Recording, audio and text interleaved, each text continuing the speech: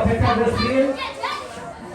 আমি বিনীতভাবে অনুরোধ করতেছি আর 10টা মিনিট সময় দিবেন। আর 10 মিনিটের মধ্যে কেউ উঠবেন না, কেউ চলে যান না। যারা পুরস্কার পাবে তারাও থাকবেন, যারা এতক্ষণ ছিলেন তারাও থাকবেন। আমরা একটু দুঃসময়ে এই কাজপাটিটা করা হলো, যেহেতু এখন বাংলাদেশে সারা বিশ্ব জুড়ে একটা অর্থনৈতিক মন্দা চলছে। এই সময় কোম্পানি থেকে কারো বেতন কমে যাচ্ছে, কারো চাকরি চলে যাচ্ছে, মানুষ অনেক টেনশনে আছে। কিন্তু আমাদের একটা জিনিস মনে রাখতে হবে, যত টেনশনই আসুক, যত বাধা বিপত্তি আসুক, আমাদের 3 বেলা খাওয়া বন্ধ করতে পারবো না, বাচ্চার লেখাপড়া বন্ধ করতে পারবো না, বাচ্চার স্কুল এখানে চাকরি না থাকলে আরেক জায়গায় চলে যাবো, কিন্তু সেখানে একটা স্কুলে ভর্তি করতেই হবে। কেউ আমরা লেখাপড়া, আমাদের অভাব টাকা নাই, লেখাপড়া বন্ধ করে বসে থাকবো এই সুযোগ নাই। খাবার এবং লেখাপড়া, চিকিৎসা, আমাদের যত কষ্টই থাকুক এগুলি আমাদের চালায় যাইতেই হবে। আর আজকের এই অনুষ্ঠান থেকে আমরা একটু দেখতে পাচ্ছি যে আমাদের বাচ্চাদের মধ্যে তাদের সৃজনশীলতা, সৃষ্টিশীলতা, তাদের যে প্রকাশ আপনারা দেখছেন।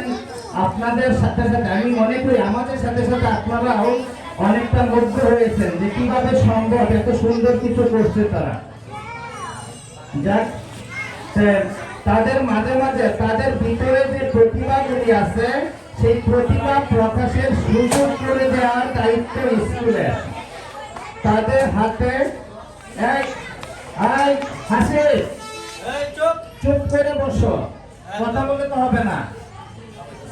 তাদের ভিতরে যে সুস্থ প্রতিভা আছে সেটা জাগ্রত করার দায়িত্ব শিক্ষা প্রতিষ্ঠানের।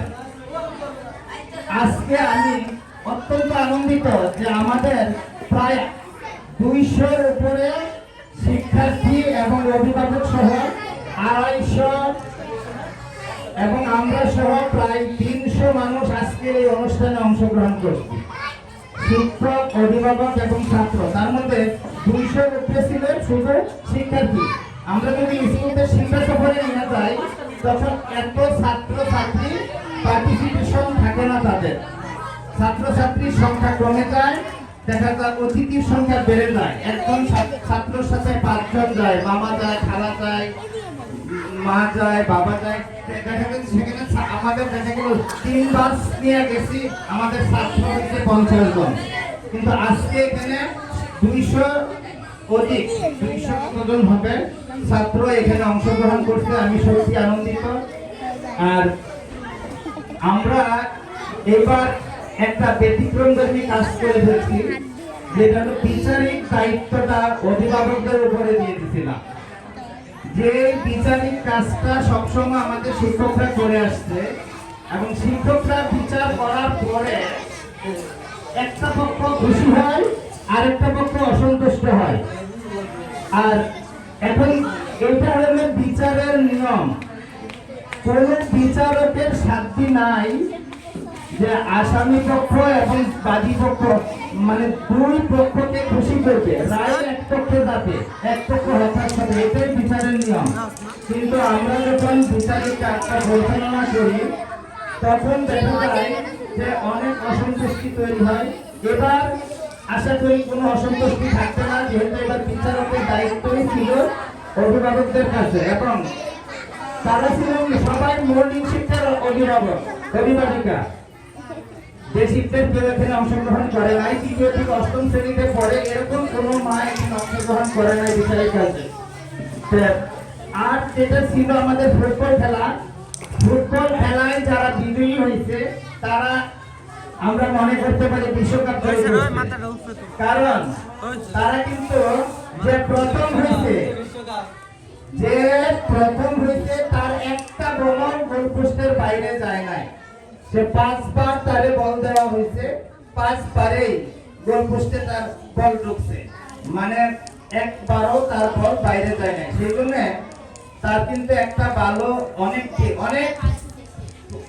প্রক্রিয়ার মাধ্যমে সে প্রথম হয়েছে। হঠাৎ হয়ে গেছে এরকম বলা যাবে না, হঠাৎ একবার যাইতে পারে, কিন্তু হঠাৎ তো 5 বার গোলপোস্টে যাইতে পারে না।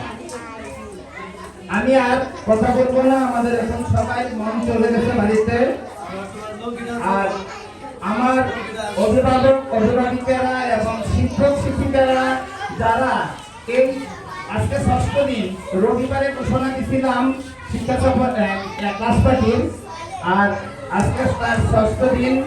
এর মধ্যে শিক্ষক শিক্ষিকা এবং অভিভাবক অভিভাবিকা সবাই সবাই অক্লান্ত পরিশ্রম করছে। ছোট একটা অনুষ্ঠান করতেও কতটুকু পরিশ্রম হয় আপনারা অনুমান করতে পারতেছেন। সকলকে আমি ধন্যবাদ দিয়ে আমার কথা এখানে শেষ করছি। আমি পুরস্কারে চলে যাচ্ছি। প্রথমে প্লে থেকে নার্সারি বালকরা পুরস্কার নিবে। তৃতীয় স্থান অর্জন করছে আদিব বড়ুয়া। সে তৃতীয় স্থান অর্জন করছে, প্রথম শ্রেণীর শিক্ষার্থী।